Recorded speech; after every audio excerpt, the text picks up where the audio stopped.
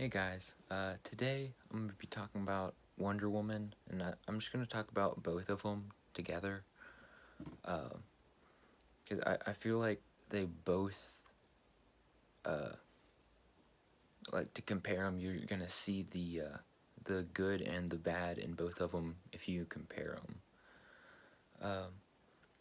So I'm going down all of the movies in the DCEU to prepare for Zack Snyder's Justice League. Super excited about it. So, without further ado, let's just hop into it. So, the first Wonder Woman, I rewatched it last night, and it was really good. It is probably the best DC movie. Uh, I'm trying to think.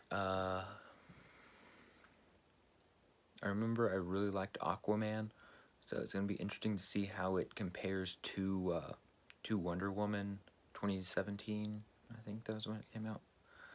Um, So yeah, it's gonna be very interesting to see how they compare. I know that Wonder Woman was the first one to. It almost made $1 billion. I think it stopped in the 900 million range. So when it came out, it was the most successful DCEU movie. I think Aquaman did make $1 billion though. So anyway, all the casting was really good. All of the actors, they played the part very well. They all fit together. None of them felt like super out of place or anything. Gal Gadot is a phenomenal Wonder Woman. Like that casting is very good. Like she fits into the role very good. She doesn't. When I see her acting and like doing the stunts, it doesn't feel like. It doesn't feel. It feels authentic. It doesn't feel fake. Like I could believe that she would be Wonder Woman if there was a Wonder Woman in the world. It doesn't feel like forced. The writing in this movie, it really treats Wonder Woman as a character. It doesn't treat her like a. She doesn't go on the hero's journey. It's not. She wakes up great. She goes to sleep great. And comparing that to the second one, which kind of makes her into a Mary Sue, beating all these athletes when she's like 8 years old. It really shows you how good of a writer Zack Snyder is.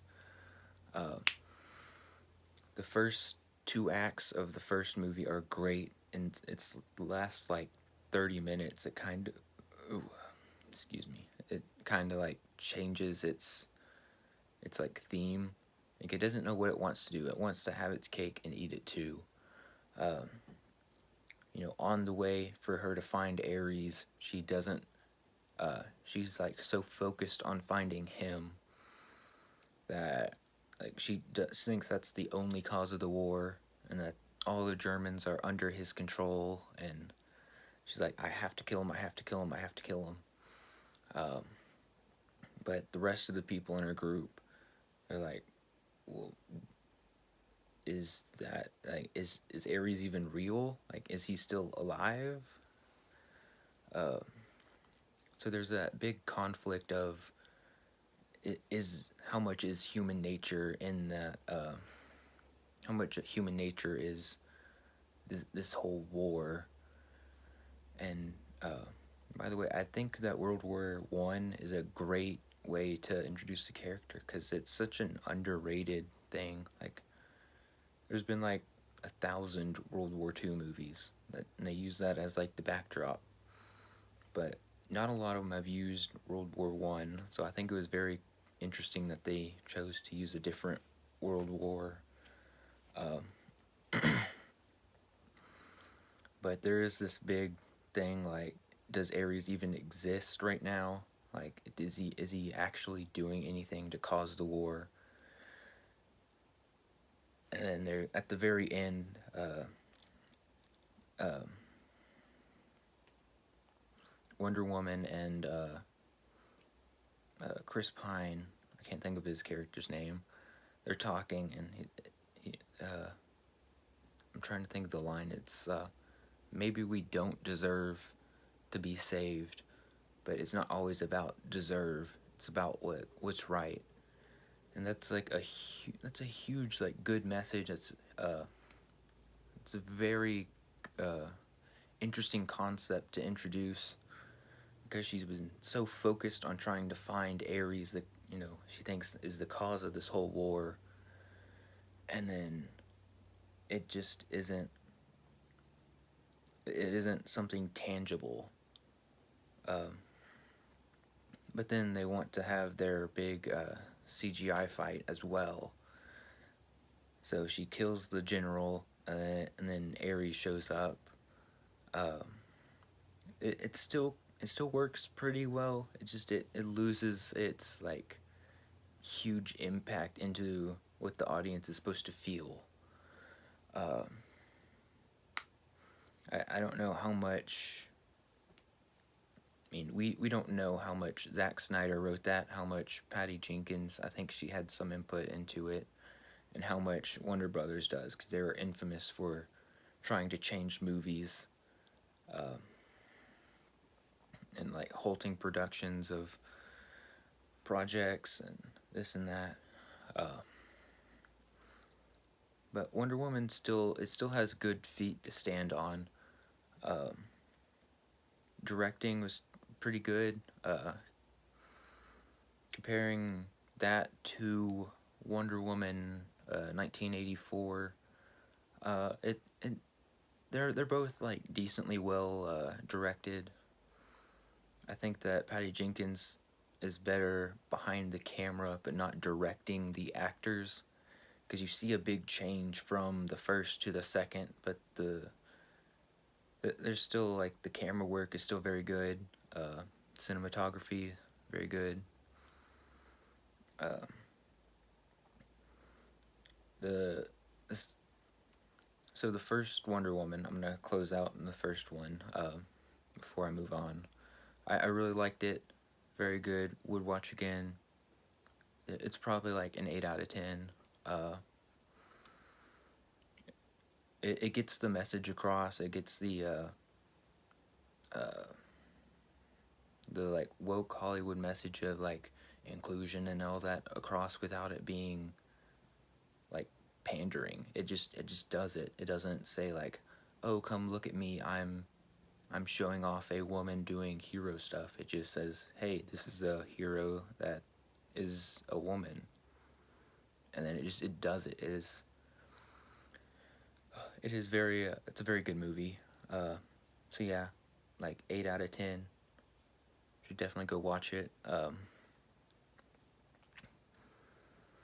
So Wonder Woman 1984, Zack Snyder is not really on it. I think he gets a credit as a producer, but they give that credit for doing pretty much anything.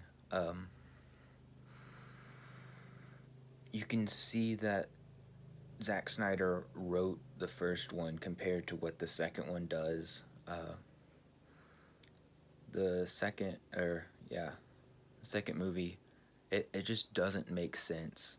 Like how can Wonder Woman run around in her costume in 1984 and then no one remember it? Um, it also makes her kind of a villain. I mean, she does some pretty bad stuff to a guy uh, who Steve Trevor is. He comes back in somebody else's body, and then she does some stuff to him. Uh, Not very good. Um, it's also like very preachy and like there isn't any. I don't think there's any good guys in there. Every time you see a guy, he's like super sexist. It's not very good. that being said, I think the best performance is probably Pedro Pascal's performance in there, and like I don't know, I go back and forth with Pedro Pascal. Like sometimes he does some pretty good acting, but don't look at his Twitter. It is not a good place to be. Uh,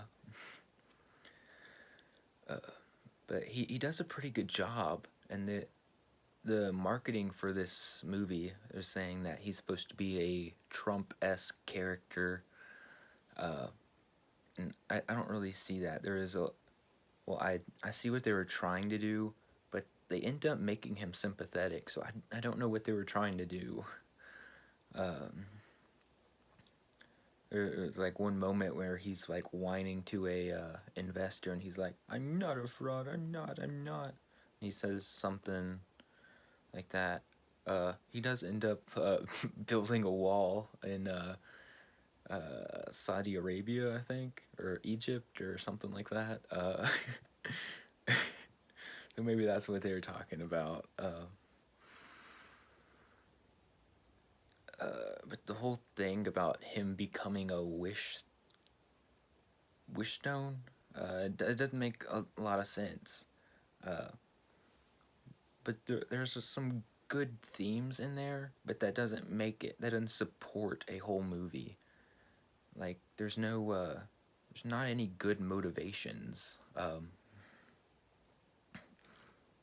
You know, but Pedro Pascal's character does end up giving it all up to save his son. Uh, that's a pretty good like message, but it's not a good. It doesn't. Uh,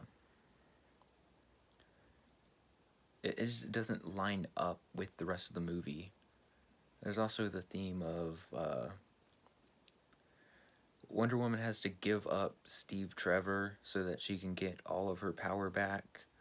So it's kind of like uh, giving up the nuclear family so that you can like pursue a career like that. That's kind of what it seems to mean, I think. And it doesn't seem like a good thing to be telling people. Like, no offense if you want to do that, but um, uh, yeah, the second one just seems to want to preach about feminism. You know, all men are bad. Girl power, that sort of thing. There's definitely a huge difference between the first one and the second one. I did not like that. I think that's probably one of the worst DCEU movies. Probably barely above Birds of Prey. I mean, even Gal Gadot seems different in uh, Wonder Woman 84.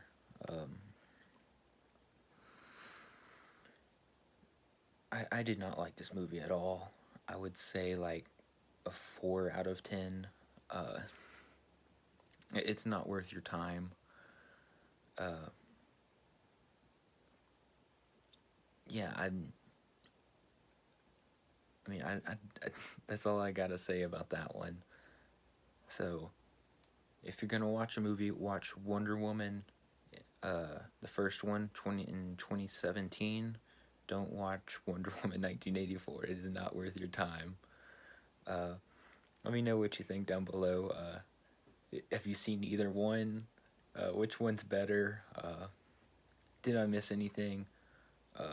Roast me down below, and I'll catch you guys in the next video. Peace.